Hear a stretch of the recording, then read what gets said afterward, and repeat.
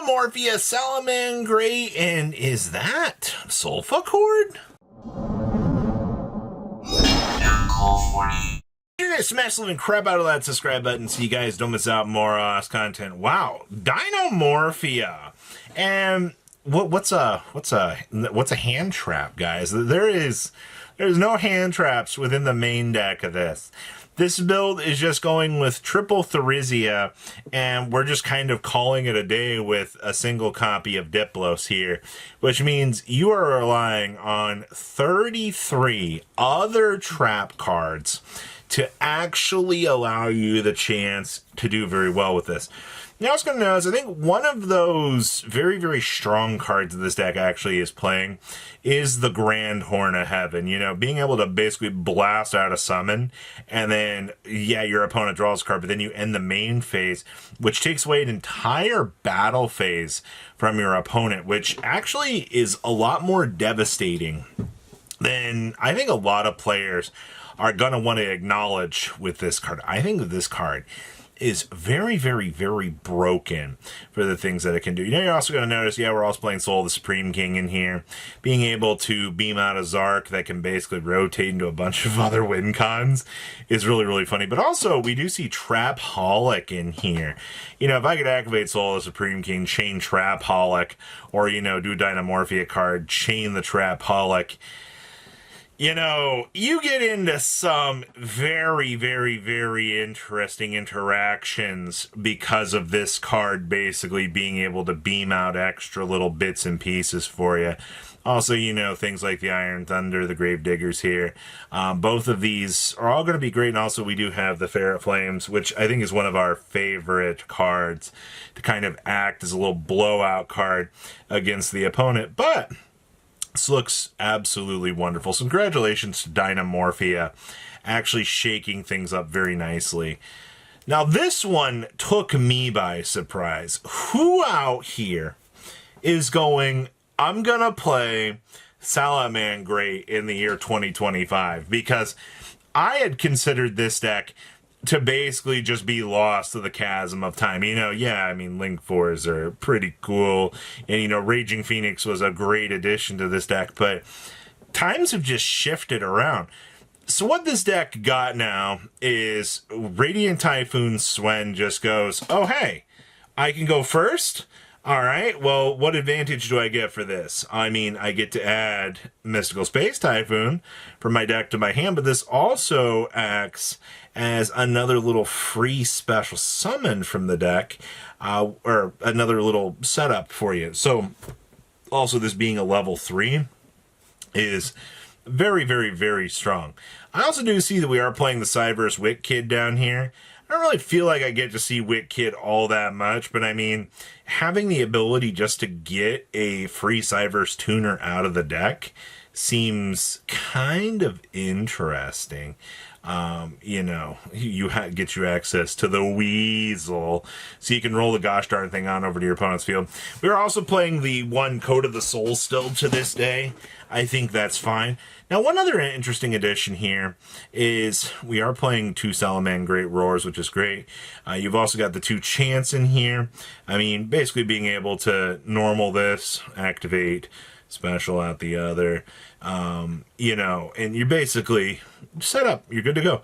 As long as you can find the ingredients to make, you know, Mirage Dahlia, and the Horsey is able to start you off to combo, congratulations.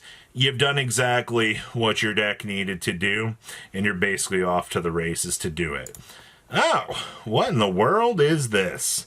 So, we decided that today was finally the day that we're going to dust off the Solfachord cards. Now, we've seen the Solfachord stuff come up in Yummy. This is not the first time or the first rodeo that we've seen people messing around with these cards.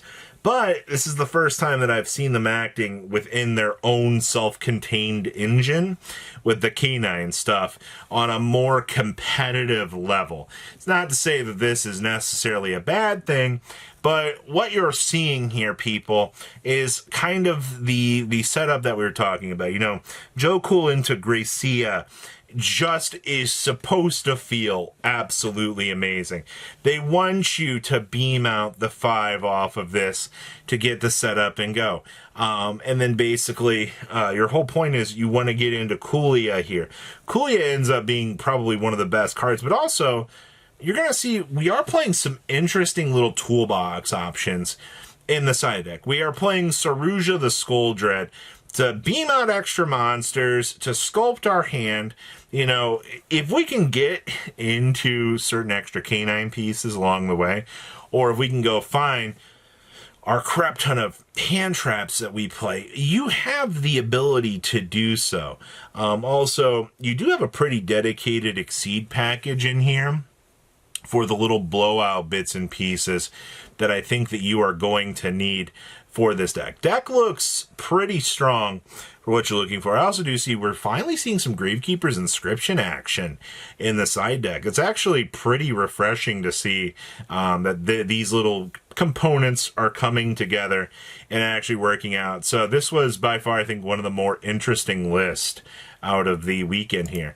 And then, oh my gosh, Sky Striker. But what in the world is this? We are playing the Fallen and the Virtuous now?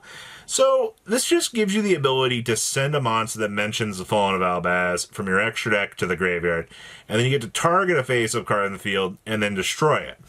This is just a free send, immediately answer something. Now, what you're actually going to be dumping off of this is going to be Albion, and then Albion at the end phase is going to let you add or set a branded spell and trap card directly from the deck, which then inadvertently turns us back into getting an extra copy to Albion set again at that point, in which, unfortunately, you know, you're out of fuel. But it's a nice little opportunity to basically kind of clear up some resources, kind of fling some of the tools at your opponent, and it's actually kind of nice. You also do see our side decking the 1 hamp. We do have access to the Afterburners. I am glad to see Afterburners coming back up. We're also playing Gravekeeper's Inscription in the main deck. Being able to turn skip your opponent with this, I think, is probably one of the most important tools that you're going to have at your disposal. You really, really, really need to have something like this as a tool to basically be able to fligate your opponent. Other interesting things, I mean, we are dedicating some slots to the Super Poly action, which I kind of think is needed.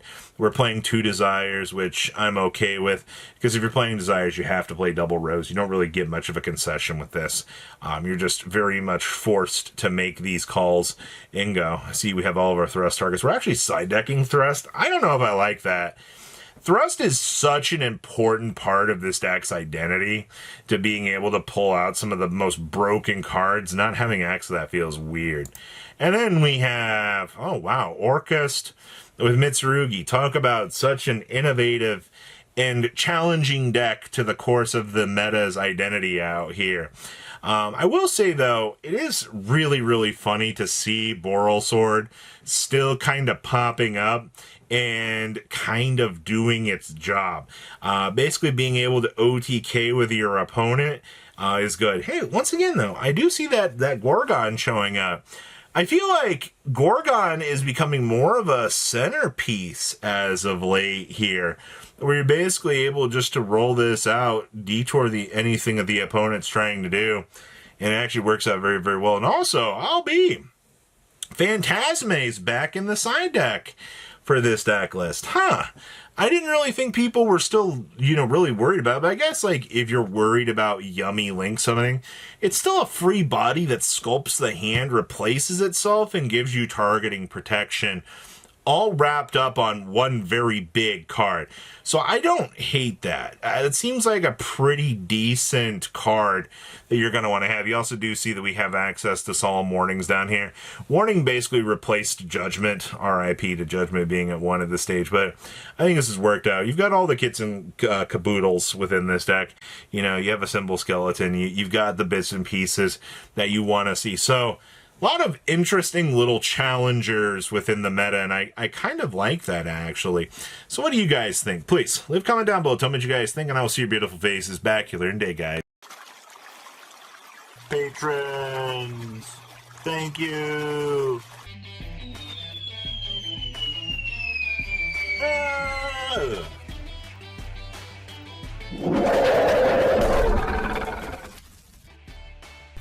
Thank you so much for watching. Check out these other videos.